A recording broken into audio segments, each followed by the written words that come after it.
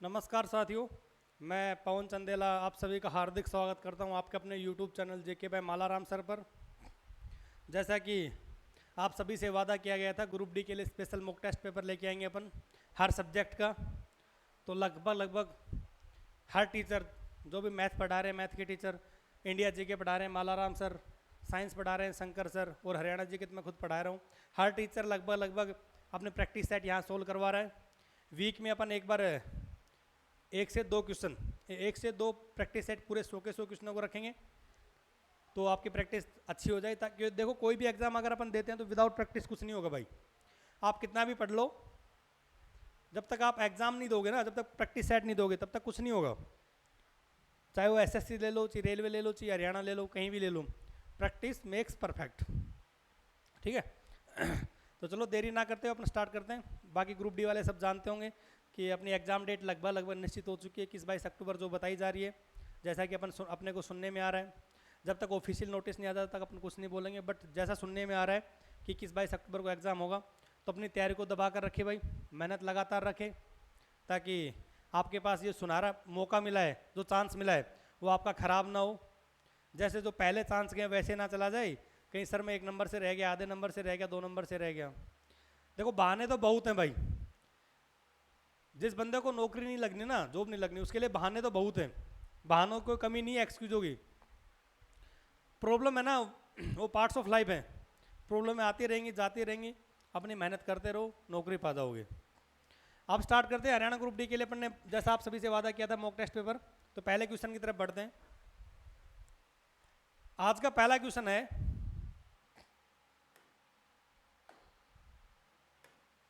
Question बिल्कुल जो पहले प्रीवियस ईयरों में जितने भी हरियाणा के एग्जाम हुए उनमें जो क्वेश्चन आए हुए हैं, लगभग सारे क्वेश्चन वो के हुए हैं, आपको चिंता करने की जरूरत नहीं है। पहला क्वेश्चन दे रखा है हार्ली अवार्ड। कौन सा अवार्ड जी? हार्ली, खाली नहीं है, हार्ली है भाई। हार्ली अवार्ड खालिस्तान द्वारा दिया जाता है। देखो जी, मैंने आपको बताया था जब अवार्ड वाला चैप्टर पढ़ाया था, अच्छा नहीं पढ़ाया गया है, चलो कोई बात नहीं, तो अब आज बता देंगे, कोई दिक्कत नहीं। हालिया अवार्ड की बात करते हैं। हालिया अवार्ड खालिस्तान के द्वारा दिया जाता है। पहला ऑप्शन दे रखा है हरियाणा साहित्य अकादमी, हरियाणा साहित्य अकादमी। अगर अपन हरियाणा साहित्य अकादमी की बात करें तो इसकी स्थापना 9 जुलाई 1970 को हुई थी। डेट भी याद रखना भाई, बहुत जरूरी है, बहुत बार पूछी गई है। 9 जुलाई 1970 को इसकी स्थापना हुई थी हरियाणा साहित्य अकादमी की। इसकी जो मासिक पत्रिका है वो कौन सी है जी? हरिगंधा। कौन सी है मासिक पत्रिका? हरिगंधा। मैंने आपको कल परसों बताया था, साहित्य से क्या आती है? गंध आती है, तो याद रख लेना, हरिगंधा। तो हरियाणा साहित्य अकादमी की बात करें तो हरियाणा साहित्य अकादमी की स्थापना 9 जुलाई 1970 को हुई थी। इसकी जो मासिक पत्रिका है साहित्य अकादमी की वो है जी हरिगंधा। और हरियाणा साहित्य अकादमी का सबसे बड़ा अवार्ड कौन सा? सूर अवार्ड। कौन सा अवार्ड है? सूर अवार्ड है। ठीक है, अगले की बात करते हैं। हरियाणा उर्दू अकादमी, कौन सी जी? इसकी डेट बहुत बार पूछी गई है। हरियाणा उर्दू अकेडमी की डेट है वो बहुत बार पूछी गई है, वो है जी 22 दिसंबर 1985। कब स्थापना हुई थी जी इसकी? 22 दिसंबर 1985 को स्थापना हुई थी। हरियाणा उर्दू अकेडमी की स्थापना कब हुई थी? 22 दिसंबर 1985 की। इसकी जो पत्रिका है वो जमुना तट है जी। कौन सी है जी? जमुना तट है। इसकी जो पत्रिका है हरियाणा उर्दू अकेडमी की वो कौन सी है जी? जमुना तट है। और जो हाली अवार्ड है वो हरियाणा उर्दू अकेडमी के द्वारा दिया गया सर्वश्रेष्ठ अवार्ड होता है। जो हाली अवार्ड है वो हरियाणा उर्दू अकेडमी है ना, इसके द्वारा दिया गया सर्वश्रेष्ठ अवार्ड होता है। कौन सा जी? हाली अवार्ड। उर्दू अकेडमी की बात करें तो इसकी स्थापना 22 दिसंबर 1985 को हुई। इसकी जो मासिक पत्रिका है वो कौन सी है? जमुना तट है। हरियाणा पंजाबी अकेडमी की बात करें अपन, हरियाणा पंजाबी साहित्य, इनके आगे साहित्य लगा लेना, उर्दू साहित्य अकेडमी, पंजाबी साहित्य अकेडमी। साहित्य अकेडमी की बात करें तो इसकी स्थापना 1970 में हुई थी। कब हुई थी सरकार? जब अपनी हरियाणा साहित्य अकेडमी की स्थापना हुई थी उसी टाइम पर पंजाबी साहित्य अकेडमी की स्थापना हुई थी हरियाणा के अंदर। इसकी जो मासिक पत्रिका है वो है जी शबद बूंद। कौन सी है जी? शबद बूंद है। कौन सी है सरकार? शबद बूंद है। अगली बात करें हरियाणा संस्कृत अकादमी, हरियाणा संस्कृत अकादमी। इसकी स्थापना 2002 में हुई है। कब हुई सरकार? 2002 में। इसकी मासिक पत्रिका हरिपर्व है। कौन सी है जी? हरिपर्व। समझ में आ गया? अपना पर्सन क्या था? पर्सन था हाली अवार्ड है, वो खालिस्तान के द्वारा दिया जाता है। पहला ऑप्शन दे रखा था हरियाणा साहित्य अकेडमी, दूसरा दे रखा था हरियाणा उर्दू अकेडमी, उर्दू साहित्य अकेडमी। तीसरा दे रखा था हरियाणा पंजाब साहित्य अकेडमी। चौथा दे रखा था हरियाणा संस्कृत साहित्य अकेडमी। तो मैंने आपको बताया हरियाणा साहित्य अकादमी, उसकी स्थापना 9 जुलाई 1970 को हुई। इसकी मासिक पत्रिका कौन सी हुआ करती थी? हरिगंधा। हरियाणा उर्दू अकेडमी की बात करें, इसकी स्थापना 22 दिसंबर 1985। डेट बहुत बार पूछी गई है, मैं बता रहा हूँ, बड़ी इंपॉर्टेंट डेट है, याद रखना। हरियाणा उर्दू साहित्य अकेडमी, इसकी जो मासिक पत्रिका वो जमुना तट है, और हालिया अवार्ड इसी के द्वारा दिया जाता है। किसके द्वारा? हरियाणा उर्दू अकेडमी के द्वारा।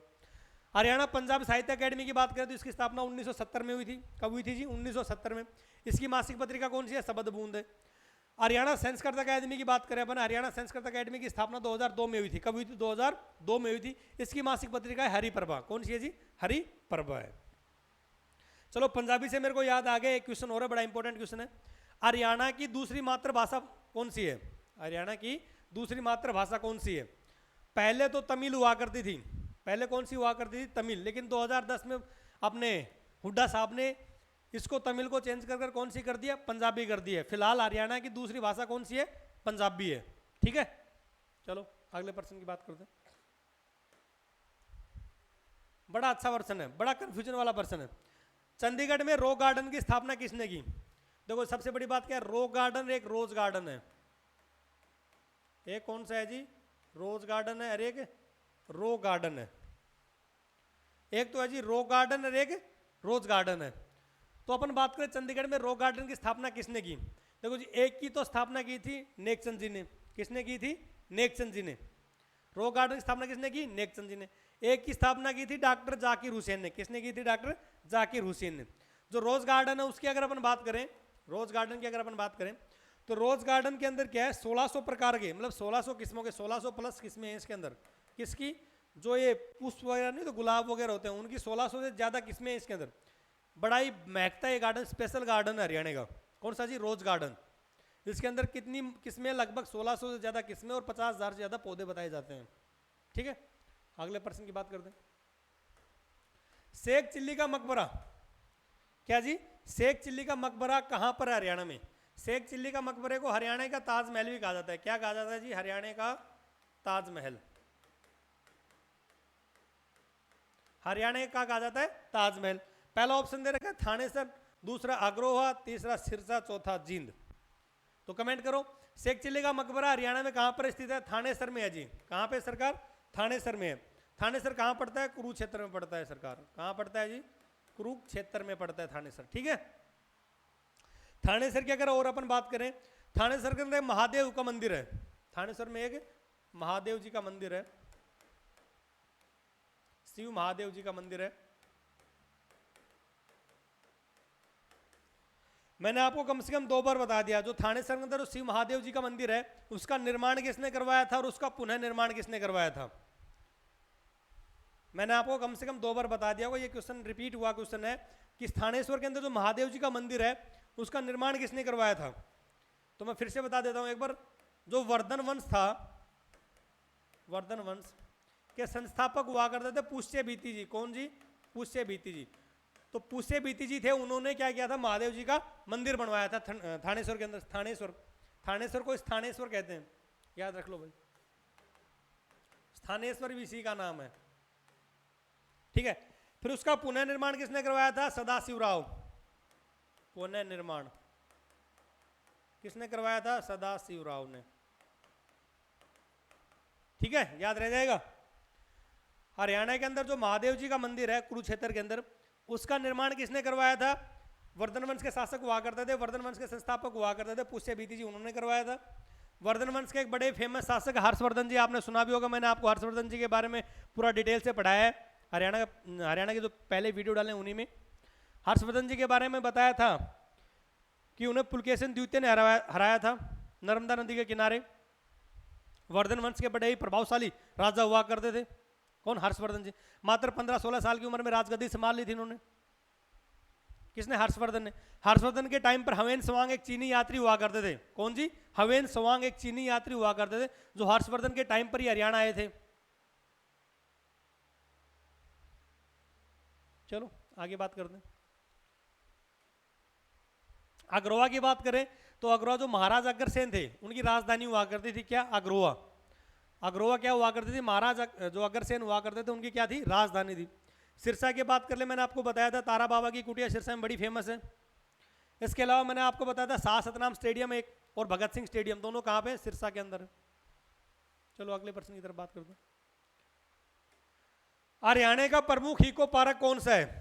मैंने आपको जब हरियाणा के नेशनल पार्क पढ़ाए थे, क्या पढ़ाए थे, नेशनल पार्क पढ़ाए थे, हरियाणा के नेशनल पार्क पढ़ाए थे, जिन्हें हिंदी में राष्ट्रीय उद्यान कहा जाता है। क्या कहा जाता है? राष्ट्रीय उद्यान कहा जाता है। जब मैंने आपको हरियाणा के नेशनल पार्क के राष्ट्रीय उद्यान पढ़ाए थे, उस टाइम मैंने आपको बताया था हरियाणा के अंदर टोटल 2 नेशनल पार्क हैं। एक को तो कलेसर के नाम से जानते हैं, कलेसर नेशनल पार्क। दूसरे को मैंने आपको बताया था सुल्तानपुर नेशनल पार्क। कौन सा जी? सुल्तानपुर नेशनल पार्क बताया था आपको, याद करो। तो मैंने कलेसर में आपको बताया था लाल जंगली मुर्गों के लिए बड़ा फेमस है। क्या है जी? लाल जंगली मुर्गों के लिए कलेसर है, वो लाल जंगली मुर्गों के लिए बड़ा फेमस है। सुल्तानपुर की बात करें तो मैंने आपको बताया था साइबेरियन सारस। क्या जी? साइबेरियन सारस। साइबेरियन सारस के लिए जो अपना सुल्तानपुर है वो बड़ा फेमस है। मैंने आपको बताया था पहले भी ये बात। मैंने जब सुल्तानपुर पढ़ाया था उस टाइम पर आपको एक मोटी मोटी लाइन लिखवाई थी हेडलाइन के अंदर कि सुल्तानपुर है वो हरियाणा का प्रमुख इको पार्क है। ये क्या है? जो सुल्तानपुर नेशनल पार्क है वो क्या है जी? इको पार्क भी है, बताया था ना आपको। तो पहला ऑप्शन दे रखा है सुल्तानपुर राष्ट्रीय पार्क। सुल्तानपुर राष्ट्रीय पार्क की बात करें तो इसे 1972 में पक्षी अभ्यारण्य घोषित किया गया था। उस पक्षी अभ्यारण्य का नाम हुआ करता था सलीम अली पक्षी अभ्यारण्य। सलीम अली पक्षी अभ्यारण्य कब घोषित किया गया था? 1972 में किया गया था।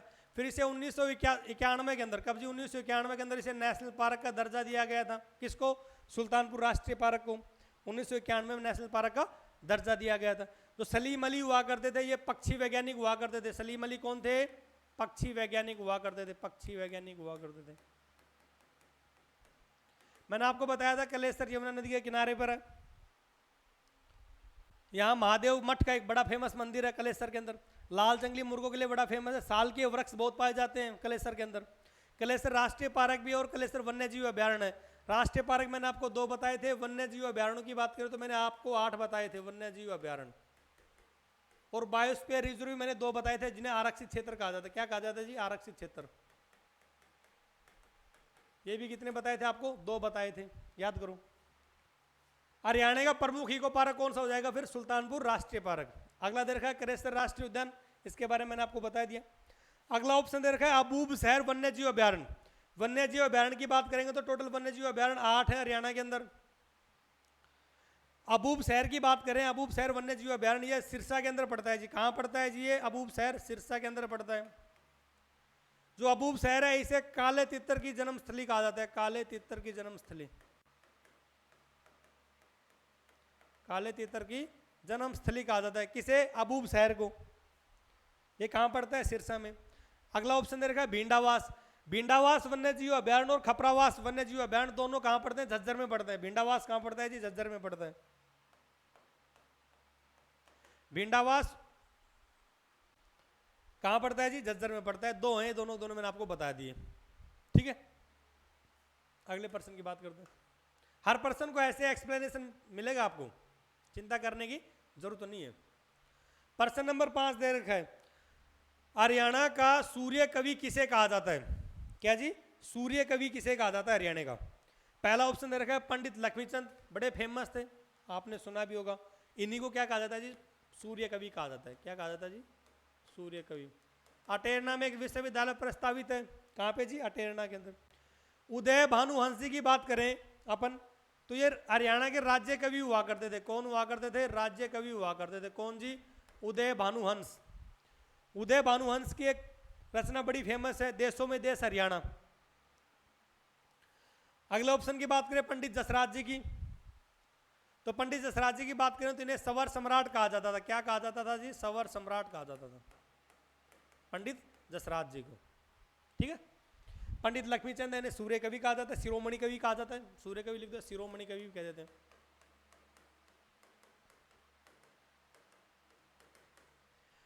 उदय भानुवंश को राज्य कवि कहा जाता है और पंडित जसराज को सवर सम्राट कहा जाता है। चलो अगला प्रश्न देखो, प्रश्न नंबर 6।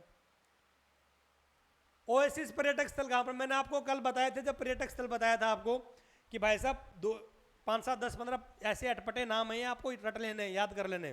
पर्यटक स्थल हो गया हरियाणा के अंदर, गिने चुने हैं यार, 20 होंगे मुश्किल से, मोटे मोटे इंपॉर्टेंट सारे रट लो, दिमाग में बिठा लो। अपने पास पूछा है ओएसिस पर्यटक स्थल कहाँ पे। अगर अपन ओएसिस पर्यटक स्थल की बात करें तो वो करनाल के अंदर है जी। कहाँ पे है जी? करनाल के अंदर है। ओएसिस पर्यटक स्थल कहाँ पे? करनाल के अंदर है। मैंने आपको बताया था एक पैराकीट, क्या जी? पैराकीट बताया था। पैराकीट कहाँ पड़ता है जी? कुरुक्षेत्र में पड़ता है। कहाँ पड़ता है? कुरुक्षेत्र में पड़ता है। पैराकीट कहाँ पड़ता है सरकार? कुरुक्षेत्र में पड़ता है। इसके अलावा मैंने आपको कल ही बताया था जंगल बबलर, कौन सा जी? जंगल बबलर बताया था।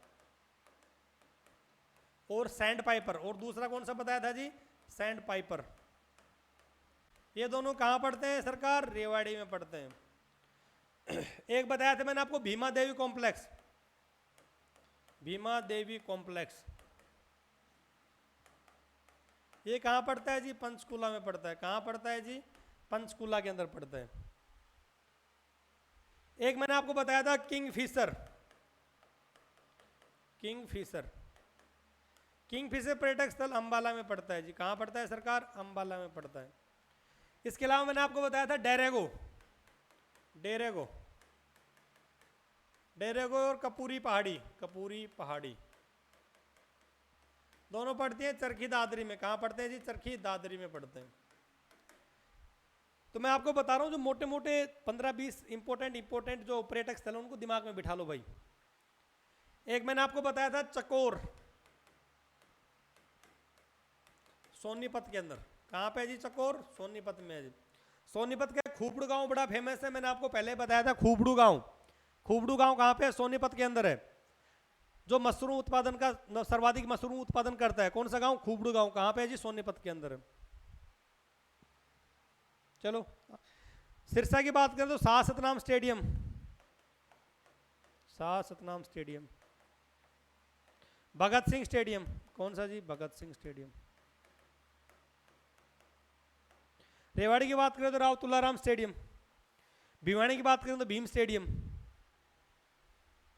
ठीक है, चलो आगे बात करते हैं अगले पर्सन की तरफ। पर्सन नंबर 7 आज का, हरियाणा में धान का कटोरा किसे कहा जाता है? हरियाणा के अंदर धान का कटोरा किसे कहा जाता है? पहला ऑप्शन दे रखा है करनाल। जींद को तो मैंने आपको कल बताया था heart of Haryana, heart of Haryana. Haryana का हृदय कहा जाता है। क्या कहा जाता है जी? हरियाणा का हृदय। अगर आपने कल वाला वीडियो देखा हो तो मैंने आपको बताया था जो अपने यूजी चैनल है, युजवेंद्र चैनल, वो कहाँ से बिलोंग करते हैं? जींद से बिलोंग करते हैं। वो चेस भी खेलते हैं और क्रिकेट खेलते हैं। उसके साथ अगला पर्सन बताया था हार्ट ऑफ हरियाणा किसे कहा जाता है? जींद को कहा जाता है। ठीक है, धान का कटोरा अपने करनाल को कहा जाता है। किसको कहा जाता है सरकार? करनाल को कहा जाता है। ठीक है, चलो अगले पर्सन की बात करते हैं। पर्सन नेक्स्ट क्वेश्चन देखो जी, ये क्वेश्चन बहुत बार रिपीट हुआ है, date to date question repeat हुआ है। पर्सन देखो क्या है, ग्रीनिंग ऑफ हरियाणा के नाम से वृक्षारोपण अभियान की शुरुआत कब हुई? ये क्वेश्चन 2-3 बार रिपीट हो चुका है लगातार। ग्रीनिंग ऑफ हरियाणा के नाम से वृक्षारोपण अभियान की शुरुआत कब हुई थी? पहला ऑप्शन दे रखा है 1989 से 90, दूसरा 91 से 92, 85 से 86, इनमें से कोई नहीं। तो ग्रीनिंग ऑफ हरियाणा है, इसकी जो अभियान की शुरुआत है 1989 से 1990 में हुई थी। ठीक है, 1989 से लेकर 1990 में। इसके अलावा आपको 2 योजना और बड़ी फेमस है, याद रखनी है। एक तो देवी रूपक, कौन सी जी? देवी रूपक योजना। एक देवी रक्षक, देवी रक्षक योजना। दोनों बहुत बार रिपीट हुई हैं, दोनों बहुत बार रिपीट हुई हैं। आपको याद रखना है देवी रूपक है वो 2002 के अंदर, और देवी रक्षक है वो 2003 के अंदर। बेटी बचाओ बेटी पढ़ाओ 2015 में अपने माननीय नरेंद्र मोदी द्वारा पानीपत से स्टार्ट की गई थी। ठीक है, ग्रीनिंग ऑफ हरियाणा समझ में आ गया। 1989 से 1990। ऑपरेशन मुस्कान, कौन सा जी?